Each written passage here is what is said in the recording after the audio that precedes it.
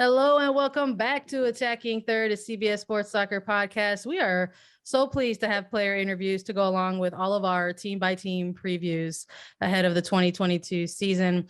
And right now we have a special interview segment with Sophia Smith, forward for Portland Thorns FC, recently called up to the United States Women's National Team roster ahead of the SheBelieves Cup. And it's your first time on Attacking Third. So welcome, Sophia Smith, to the show. Thank you. Thanks for having me. I'm excited. We're hyped to chat with you about all things Portland, United States Women's National Team, NWSL preseason, and more. But just something easy to start things out. How's it going? I mean, it's the first official week in the books, right, of preseason. How are you feeling to start things out this year? Yeah, I mean, I'm just super excited to be back in Portland. We didn't get much of a break, but it was enough to the point where I missed it and I wanted to get back. And things are going good. Obviously, there's a lot of change happening in Portland right now as far as kind of the leadership part goes. So it's definitely an adjustment, but my team and I are super excited, and this coach is super promising, and we're excited to get working with her. And I'm just excited to start playing again. Like I want season to start. I'm anxious. Preseason is just so long. I just want games to start. Yeah, preseason's long. The 2021 season was long, and you said it. The off season really wasn't that long. It was pretty quick, but hopefully you had a little bit of time to relax, unwind a little. How was your off season? What did you do? Did you do anything fun? I mean, so we had camp in Australia in November, and I ended up getting a concussion like the third day of that camp. And it was like a moderate concussion. So it wasn't like a light, feel better in a week. Like it probably took the whole month of December to fully feel back to myself. So my off season was recovering from a concussion. So it wasn't everything I dreamed of. It was kind of rough. And there were days where, I was stressed because I just wanted to feel normal again. And my head was not feeling normal.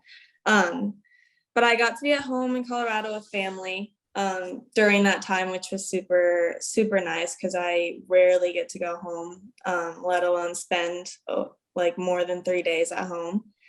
So it was super fun to be home and just chill and relax. But the whole time I was just anxious to get started again because you start to miss it when you don't have games every week. Yeah, for sure. It's like almost part of your routine at this point. I am glad that you got to link up with some family though during the shorter off season. And now we're like approaching another new season in NWSL, and that always comes with other new faces, whether it's your peers or players on the roster or even a coaching staff. So for Portland, now is Coach Wilkinson and in charge of running things. So how has Coach Wilkinson sort of approached this really early beginning of preseason with the Thorns? Yeah, I mean, she's been great. I know, she has big shoes to fill. Mark was amazing and took this team to levels that we didn't know we could reach. But Rhain has been awesome. And I think she's kind of stepped in with the idea of not wanting to really fix anything because nothing was broken, but at the same time, add a little bit of herself and add a little bit of, things that she thinks would work. She obviously, has seen our team play and has ideas of her own and wants to implement those.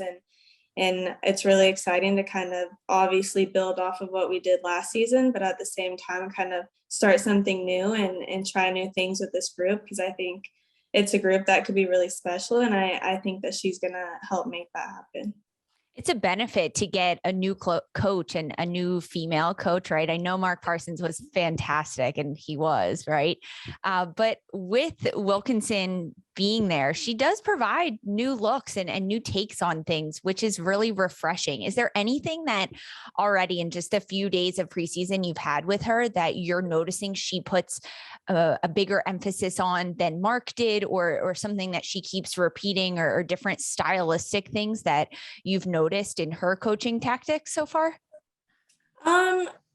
I think it's a little bit too early to kind of tell. Like so far, it's really just been kind of team bonding, get to know, the new faces around the team, and really just get back on the ball and get touches and start having fun and start building relationships. Tactic wise, we haven't gotten too deep into that yet, but I think what Rhain wants to do is just kind of allow us to be free and be ourselves, but at the same time have structure within that. So that, you know, on the field, we're all, you know, aware of what each other's roles are. And once we're in those roles, we're free to be ourselves and do what we're best at. So I think a little bit of, you know, structure and just knowing, you know, where we want to be, you know, when the ball is in this place, but at the same time, not taking away, you know, the things that make us Portland. I like that. You know, just centering in a little bit more on your time with Portland, you're still considered like a part of this young core group of players, right? With this club and in this league. And despite all that, it's still going to be your third year, you know, with this club, and you were as being drafted in 19. So in terms of this early phase of your pro career, right? What are maybe some things that you've learned about yourself as a player in the last 3 seasons while being a professional? I've learned a lot. I feel like you kind of go into this, you know, obviously not really knowing exactly what to expect. It's a whole new world. College is, you know, looking back at it, it was easy compared to this.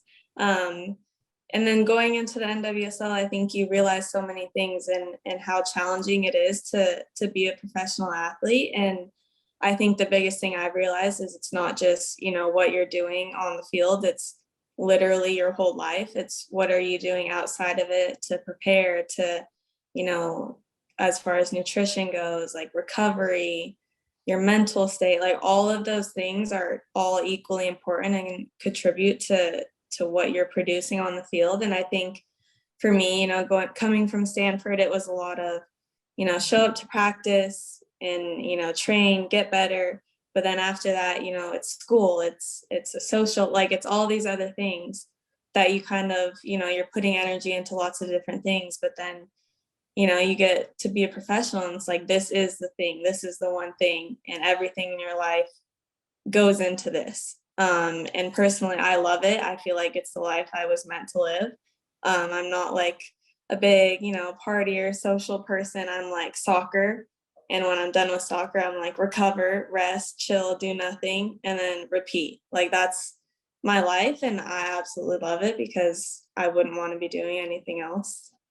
I love that passion that you have for this. I mean, that's so fun to hear. And a lot of people can get burnt out, but you keep going. I love that. It's fun to hear and it's passionate to hear. When you look at the NWSL as a whole and the league, there are 2 new expansion clubs coming into the fold this year. So 12 teams in the league, as opposed to 10. How does adding 2 more teams into the competition this season, how does it make things more competitive or harder for you and the Thorns? It's so exciting. I just think the growth of the league as a whole, obviously I haven't been around that long to see, you know, how far it's really come, but even since I started playing, it's grown so much, and to introduce 2 new teams into the league is so exciting because you're just, you know, allowing places for more talent to go play, for more young girls who dream of being professionals to have another, you know, place to have a chance to play. So it's exciting, and the fact that it's California, I'm excited about because, you know, no one ever complains about a weekend trip to California. But it's just exciting, and you know, I have lots of friends on both teams, so it's a fun little new competition that we have. And obviously, you know, the Challenge Cup, those 2 teams are in our group, so it'll be new and different. But like with every team in the league, I feel like it's just, you know, kind of a fresh start. Like the league is changing so much, and this season especially is a chance for every team to kind of start fresh with new faces, with new coaches, with new owner, like all of these things. It's cool to see how much the league is growing. Not just Challenge Cup around the corner, but also SheBelieves Cup right around the corner. I guess congratulations are in order there too for you being named to the roster ahead of the games coming up in this month. It's going to be the first roster. It is the first roster that Andonovski has named for 2022. The January camp, unfortunately, didn't have any international scrimmages or friendlies in play. But now with this tournament, you know the opposition that you're going to be facing, 3 different international sides. And it's a little bit of a change, maybe a shift in personnel for this particular roster. Adanovsky has also been kind of, honest and transparent with that, saying that he wants to utilize a lot of these games to continue evaluation for younger and different types of players. So for you, how does it feel to be a part of that mix right now? I mean, it's always exciting and an honor to be called up to any camp, regardless of if there's games or not games. But She Believes especially is just super exciting because of, the fact that we get 3 really good games in, and this roster is super exciting. It's a bunch of young players who are just waiting or have been waiting to earn their spot on this team and prove themselves. So it's different and it's a big change. And I think a lot of people are having a hard time kind of getting used to newer rosters with younger players, but it has to happen. This is a cycle and we can't play soccer forever. So it's exciting and it's going to be a challenge, especially for us younger players, because we have big shoes to fill and this team has been known to be great. And, we have to keep that standard and continue to be great and win games and prepare for all the big things coming up. The U.S. coach Flacco is a former NWSL coach, and he's spoken and he said a lot of times how important NWSL competition is and how much he values club play and his U.S. national team players being with their club team. So since you've been brought into Flacco's squad and the U.S. women's national team, and he has the chance to watch you with his squad and his players and also with the Portland Thorns, is there a certain aspect of your game that he's talked to you about to focus on, or just anything that he's communicated with you to try to help improve you and continue to make you one of the best players? Yeah, lots of things. I feel like Vlatko's really good about kind of making you aware that, you're in a good place, but there's always room to grow. And there's always aspects of your game that may be really good, but can get better. No one's ever happy with, where they are, because we always know there's room to grow. And we get to do that in every single camp. And we learn so much from the staff there and from each other, teammates that we're playing with. I think specifically for me, it's just to continue to have that attacking mentality and to the want to score goals and to go forward. I think that's the biggest thing that I can kind of bring with me to this team and contribute to this team and do the best that I can, and just trying to produce and score goals and also just be a good teammate.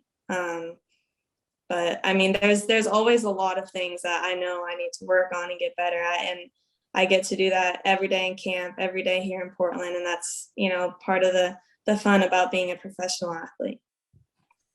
Taking maybe piggybacking off of that a little bit, looking at things that you want to work on in terms of it still being relatively early in 2022. In terms of personal goals, right, that you would like to achieve this year, whether it's on the soccer field or off, whether it's with the U.S. women's national team or Portland Thorns, whatever, maybe some personal short-term or long-term goals that you're looking to hopefully check the box on this year in 2022. Yeah, I mean, I have lots of goals. I think this is an exciting year. Hopefully, it's kind of normal. I feel like I haven't had like a normal season in the NWSL yet. But I think the first one is just to kind of get into rhythm with Portland and build that team chemistry and being someone that was here last year and the year before, kind of, bring what made us good back into this team and continue to build off that. Obviously, goals, assists, all of those things are great, and obviously things that I strive to do and help give to the team. But at the same time, I think I don't like to put a lot of focus on that, because I think, I like to focus more on the process instead of the outcome. And I think it's super early to talk about those things right now. So I think just trying to get better every single day, and working on, like you said, like things that I think, I need work on, and putting a lot of effort into that. And then, kind of just seeing where it takes me this season and takes our team this season. Nice. Something else that we like to maybe kind of bring up a little bit in these conversations that we've been having with players in regards to preseason. There's been a lot of talk about that, like you mentioned, the rhythm and getting back into things, but also like getting into routine. And part of that is sometimes including what your intake of things. So like I know that for a lot of players, they've been big on like their either pre or post game like beverage. So A, are you a coffee drinker? And B, if you're going for that pre or post game beverage, what is the order? Yeah, I'm a major coffee drinker. I can't start any day without coffee. I've been like that since probably I was 12 or 13. I've like always loved coffee. Yeah. Wow. I don't know how it happened. I think Starbucks. I would drink like frappuccinos before every practice. I can't do that anymore. I'm about to say, wow, that's certainly a choice. No, I've passed the age where I can just, drink a frappuccino and go. But just, I'm a major coffee drinker. I have my Keurig and I make coffee every morning. I have a matcha latte right now. I drink matcha most afternoons, like not too late, but like after practice when I just need a little bit of energy. Post game, I really just like water. Like nothing beats just cold water after a game or practice. I'm not like a big like Powerade, Gatorade, not super into those. I think just water and like a protein shake. You'd love to hear it. Good choice. And this is the first time someone told us that they're having matcha. We've gotten some classic Americanos. We've gotten some black coffee only type responses. And now we've got a matcha response. I love it. Matcha.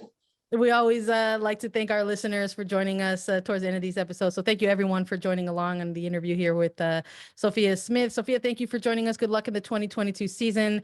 For everybody, you can follow us on Twitter at Attacking Third. We're on Apple Podcasts, Spotify, Stitcher, and anywhere you listen to your podcast shows. You can leave us a 5-star review on Spotify now. And if you have any questions for us, you can leave us a 5-star review on Apple Podcasts with a question, and we'll answer it during our mailbag segment. We're also available as video. Subscribe to us on YouTube. Visit youtube.com/Attacking Third. And we'll be back Monday with even more team previews and interviews. For Sandra Herrera, Lisa Roman, and Sophia Smith, this was Attacking Third.